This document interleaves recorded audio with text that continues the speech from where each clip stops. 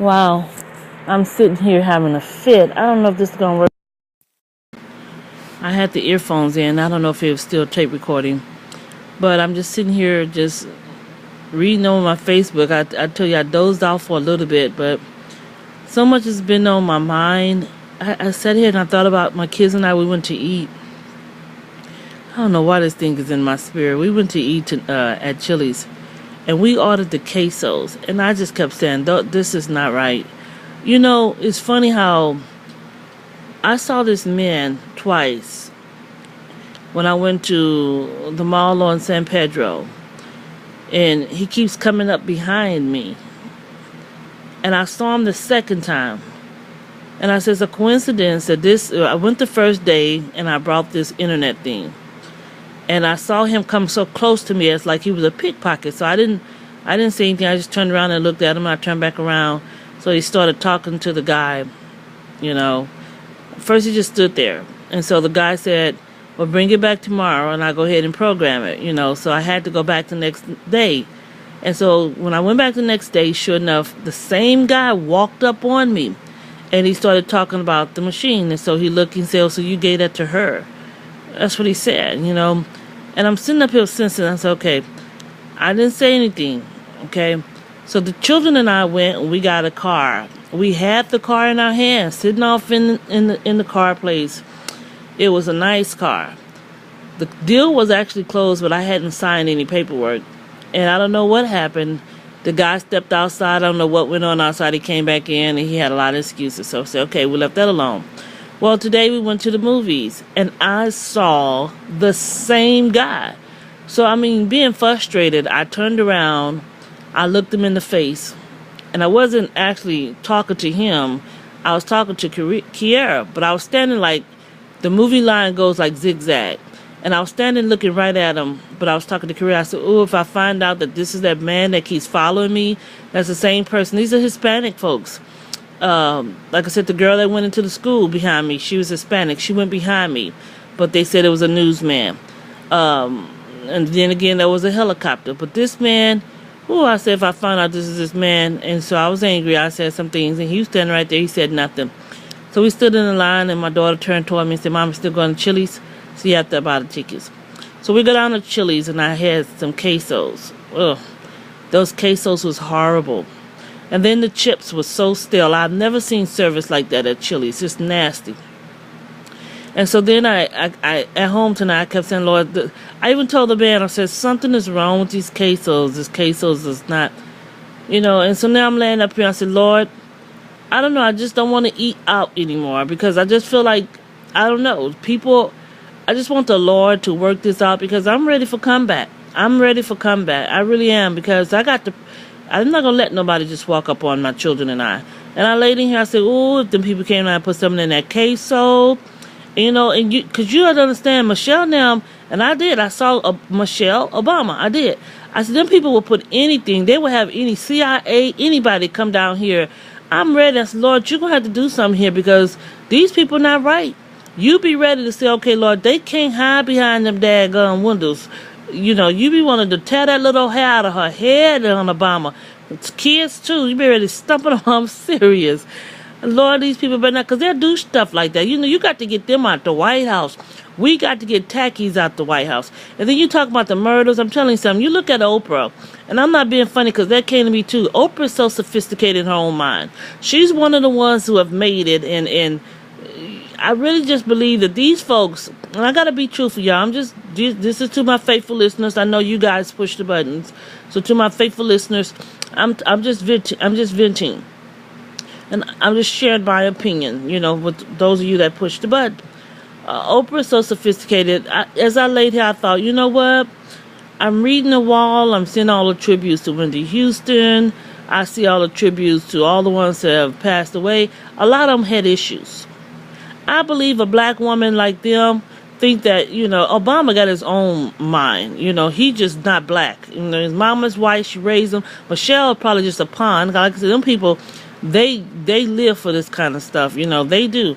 They plot this stuff out. But I just believe Oprah would agree with that stuff just because those people had a bad life. because they had a bad life, a bad past. I believe some of them she didn't like. I'm thinking about Wesley Snipes, who was thrown behind bars, and then all the other ones that they either went to prison or they died. And I started thinking about, as I laid here, the prophecy God gave me when I saw stars. I saw one of the guys at Resurrection. Now, Resurrection, they have a choir, and the choir's known to be stars. CJ is one of the singers at Resurrection. Resurrection Choir has a CD, and they've won many of contests, and so they're known as stars. I saw CJ being thrown out of a plane, and they looked like whites. And then I saw the Mexicans, the Hispanics, throwing people in the jail. Well, I thought about the meeting that Castro and Obama had. We know Obama is not a black man. I'm sorry, his skin color is dark, but he's raised by a white mother. He is a white man. He has a white mentality. And so I'm thinking, y'all, Oprah them would just, he would just shuck and jive her until I just believe that Oprah would. That's just my opinion. She would hit out blacks that she feel like, how you got family members, and I've seen it done in a lot of family members who, they just real solidified, and they can't have any dealings with those that are drinking and cursing and smoking, because they, you make us look bad. You get around these friends, educated friends, and they want to pretend like the whole family is the Cosby Show family, and so they degrade their own family members, just to look good, just to cast them away. Well, that's what I feel when I think about Oprah and Obama. And Michelle. Michelle, to me, is just an attachment to them. She needs to go sit down somewhere, because I really believe that Obama and Oprah is running things. And I believe they all sleeping with each other. Be honest with them. It's not what I believe is what was written, but I believe it. I believe the story. And I think I'm just teed off because these folks are crazy nowadays. I've been fighting this war with these people, and the Lord done told me already, I'm not going to die in this war. And it's not just these people. When I think a little deeper into it, I had a dream one night, and I don't know why I keep seeing Mother Hurt boys, and I saw them attacking Jeremiah, and Mother Hurt tried to attack me. I had a dream of this one night, but that was a long time ago. I had that dream, but it came back to me today. And so I saw the little rookies that I was fighting, the main characters of it. I saw Michael, and I saw Mother Hurt's oldest son. That's what I saw. And I don't know, that's just what I saw. In my dream, I just saw the Hurts. And Mother Hurt. And so they were actually I don't know. But anyway, with all that's been said and done, like I said, I'm just venting. And this man keeps walking up on me. He is the same man. I've seen him in 3 different locations. He is a short, fat man. He looks like I think he's white or Hispanic. This man walked up on me 3 times. 3 times he walked up on me. And I'm getting to a point like, okay, Lord. Now in my natural, I know the Lord saying, well, no weapon formed against me is going to prosper. But in my natural, I'm saying, Lord, you're going to have to come on here, because I'm ready to equip myself. I'm ready for comeback now. Y'all understand me? Because I know this is the same man. He was in the movie theater today. And I said, oh, wow, this is the same man. But I went down to eat, and that's what I wanted to tell you. I'm sitting here, and I'm sitting a bit mad at the Lord again. I was afraid to say what I want to say. Oh, Lord, I had to hold my tongue. I know you didn't let me eat nothing, Lord. You know what I say? Because I just couldn't say. I woke up.